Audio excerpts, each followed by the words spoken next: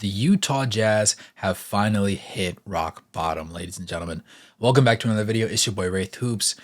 Thanks for tuning into this one. If you like NBA content, go ahead and smash that like button, subscribe, and turn on post notifications. We do this almost every day.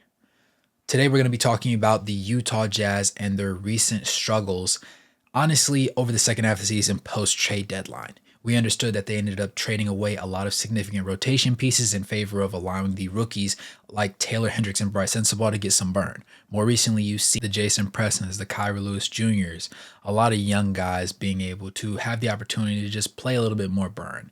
And then you have guys like Luka Samanic, who's been on the team the entire season, but just hasn't really been able to find his footing, and there's trying to give him an opportunity to show what he's capable of doing before it's all of too late for him. That said, it's been a little bit of a good, a little bit of bad, and a whole lot of ugly. The Utah Jazz are 29-50 at the time of the recording of this video and fourth in the Midwest Division. Overall, their offensive rating is a 115.3, which marks a pretty considerate 17th in the league, but their defensive rating is last in the league at 120.4 points per game, leaving their net rating at a -5, which is 23rd in the league, and their three-point percentage, which is probably the most coveted statistic from a main stats category, shoots at 21st overall, which isn't terrible, but also is beneath league average at 35.6%. Considering the fact that this team was led at one point by the dynamic duo punch of Lauri Markkanen and Colin Sexton, who are both incredibly efficient, it leads you to wonder, well, what happened? And honestly, it was a lot of things. There was Kelly Olynyk, there was Ochai Agbaji, and there was Simone Fontecchio, all getting traded away at the deadline before you saw a world where you saw a lot of the Bryce Sensabaughs, the Taylor Hendricks, the Potters, the Prestons, the Yurt Sevens, a lot of these guys getting some extra minutes and just having some time to prove who they are and whether or not they can be a core piece of this team in the future. Danny Ainge has stressed for a significant period of time that this year was not going to be an expectation for them to make the playoffs, and rather than middle and mediocrity and be an okay playoff team, he would much rather go from being a rough team to the peak of being a contender and having that expectation held over them instead of surprising people and being a middle of the pack team, which is completely understandable, and that's the reason why Danny Ainge obviously joined the Utah Jazz. He wants to bring that winning mentality that he had in places similar to Boston over here. He wants to be able to draft guys, and if the trades do allow for things, to go ahead and trade for a star player or bring in a talented wing that has the coveted length and scoring ability, the likes of like the Mikal Bridges of the world. So far at the trade deadline, they were unable to do that, which is why the Jazz just ended up being sellers and focused on developing and offering the rookies and the lower class guys the opportunity to show what they were. With there only being 3 games in the season left, it's at home against Houston, then on the road against the Clippers, and on the road again to close the season out against the Golden State Warriors. These 3 games will not make a difference for the Utah Jazz either way, as they have lost 12 straight games, which is one of the longest consecutive losing streaks that the Utah Jazz organization has ever had. But honestly, when you start your rookies most of the time and end up sitting a lot of your guys, whether it be due to actual injury or just because you don't want to sit there and burn them out for no reason playing pointless games, either way, it's not really preferable. Nevertheless, the Jazz fandom is going to go ahead and show up faithful in droves to pack out the SLC Delta Arena, but at the same time, it's poor basketball and it's not necessarily the most beautiful thing to watch. We've seen what Will Hardy can do with a reasonably capable cast of players, but we've also seen things not necessarily go his way when he has a lot of young pieces. We saw the other day there was a situation where Keontae George, Taylor Hendricks, and Bryce Sensabaugh all played roughly 7 minutes in a game, got yanked, and just sat on the bench the rest of the time. They were trying to send a message as a coaching staff, letting guys know that effort is the thing that will get you to play. No matter how young you are, no matter how high the expectation for your ability will be, you will not play if you do not put in effort on both sides of the ball. Now, obviously, from a rookie standpoint, Taylor Hendricks is the most preferred out of the 3 because defensively, though he sometimes gets caught out of position, as all rookies do tend to be, he understands that defense is his calling card and that will keep him on the court when his shot is not falling. And thus, he has made the most of his frame, his ability, and he's slowly beginning to understand the game a lot better. As far as Keontae George and Bryce Sensabaugh go, defense has been a little bit more of an issue, but it becomes a compounded issue because offensively, their shots are also not falling. They've both seen significant slumps, seeing them shoot either low 40s or high 30s from a field goal percentage standpoint from the field overall, which is quite honestly unacceptable if you're a few years into the league. But those rookie shooting slumps are to be expected, especially once you hear about the rookie wall. I do expect both of those guys to shoot better after this season ends, and going into the offseason, they'll have the opportunity to fully recover their bodies, fully put themselves into a position to where they can play winning basketball in the long term. But at the moment, it's just not in the cards for them, it seems, at the very least.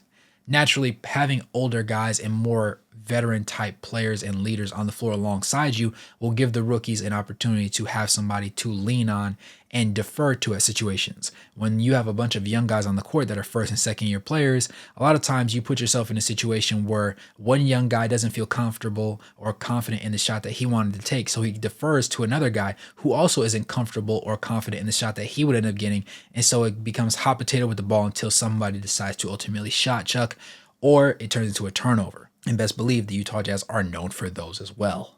Overall, the Jazz average 15.6 turnovers per game, which of course is last in the league. They also only average 6.5 steals per game, which is 29th in the league. And from a three-point percentage standpoint, as stated earlier, they shoot 35.6% from the field, which is 21st in the league. Outside of that, though, from an offensive standpoint, they're pretty solid. You see them taking 90 field goals a game and shooting 46.6 from the field, which are 9th and 19th overall, respectively. You see them, as far as three-point attempts go, shooting the 10th most in the league at 36.5. From a free throw standpoint, they have the highest free throw percentage at 83.2, while attempting 22.6 per game, which is 11th in the league.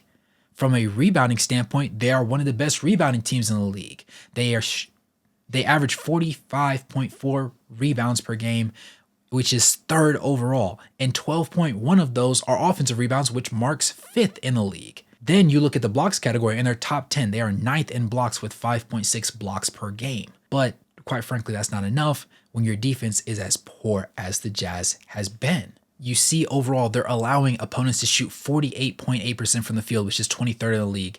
They allow opponents to shoot 39.7% from three-point range on 37.2 attempts, which overall puts them at dead last in the league. The only great defensive metric is the fact that they allow only 21.6 free throws roughly a game, which is 15th in the league, and opponents shoot 77% from the free throw line, which is 5th in the league. From an overall rebounding standpoint, they only allow 42.3 rebounds per game, which is 6th overall in the league. But from an assist standpoint, they allow 29.9, which is 30th in the league. They allow 8.6 steals per game, which is 27th in the league. And they allow 6.5 blocks per game, which is 29th in the league.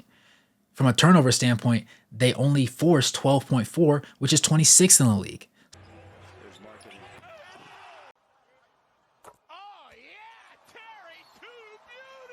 All in all, the Utah Jazz defense is extremely porous, and offensively, they can get very few things going. Admittedly, as those numbers that I spat out were, the Jazz are a much better offensive team than they are a defensive team.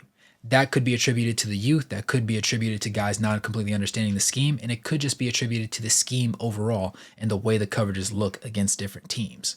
Again, with these guys being so young, they're trying to find their footing in the league. They're trying to understand what their roles are and what the peaks of themselves are looking like, as well as the coaching staff just trying to understand who the players are individually, whether it be they came from G League assignments or whether they come from college, just trying to figure out what kind of cog in the machine those guys fit. And understandably so, that would explain why the numbers overall from the totality of the season are so abysmal, because during the streak when the Jazz were winning 15 out of 19 games, they were a very good roster. But again, the roster was different then. This was before the trade deadline. After the trade deadline, once all the rookies started playing, that's when things really went from to oh my goodness, and not in the good way. Overall, the heart and soul of this team throughout the entirety of the season has been Lauri Markkanen and Colin Sexton, together averaging 42 points to go along with 11 rebounds and 7 assists per game. Honestly, their shooting percentages are roughly the same, with Lauri Markkanen shooting 48% from the field and Colin Sexton shooting 48.7% from the field, while Lauri shoots 39.9% from three and Colin Sexton shoots 39.4%. Those are fantastic numbers from a duo, but honestly, that's just not enough. And until the Utah Jazz end up figuring out entirely what their roster looks like from a team building standpoint and just understanding who the rest of the members of the team will be long term, you may just see them end up imploding once again. Nevertheless, though this season did not immediately go the way that things had been planned, and though I originally viewed the Utah Jazz as having the potential to be as high as a 6 seed, but at lowest being a play-in team, after the trade deadline, those hopes were immediately dashed. While I was frustrated in the beginning, as many fans and many of the Utah Jazz faithful were as well, it ultimately made sense because you were going to end up being a team that made the play-in. Maybe you didn't make the playoffs, or maybe you make the playoffs and just get dropped off in the first round. Either way, considering the fact that Colin Sexton nor Lauri Markkanen have ever sniffed playoff experience, I thought that this would have been a great season because there was no expectation of them even being there. And having Will Hardy be able to coach in that setting would give you a little bit of a leg up for once you reach a point where guys do end up being into a situation where they want to go ahead and have that expectation for the team. And when analysts and fans and everybody else believes that this team can make a run, they already have a little bit of skill and understanding and experience in their back pocket to lean on. But there was a lot of trades that needed to be done because there was a lot of expiring contracts. And right now, the only contract on the roster that will expire that likely will not get renewed, luckily, is going to be Talen Horton-Tucker's. But things didn't really work out for him in the long run with the Utah Jazz to begin with. I believe that we may see a couple of trades go down. Whether Lauri Markkanen ends up getting shopped efficiently or not depends honestly on what way Danny Ainge in the front office as well as ownership wants to go. Because if you think you can get enough for him, you might just shop him around just to see what's on the table. But if you think that it is necessary for you to go ahead and capitalize on the high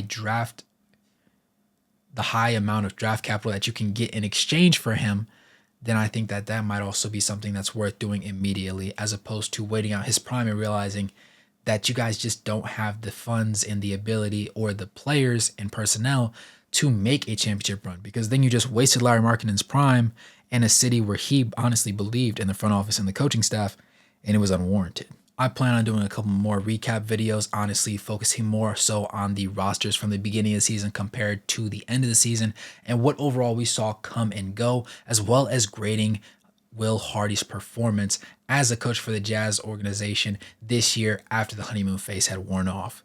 But if you're into Utah Jazz content or NBA content in general, go ahead and smash that like button, subscribe, and turn on post notifications, and become a member of the channel to help support the content. Drop your comments below. If you have any video topics, drop those below as well. And as always, good morning, good evening, and good night, no matter where you're on the globe watching. Thanks for tuning in, and I'll catch you guys in the next one.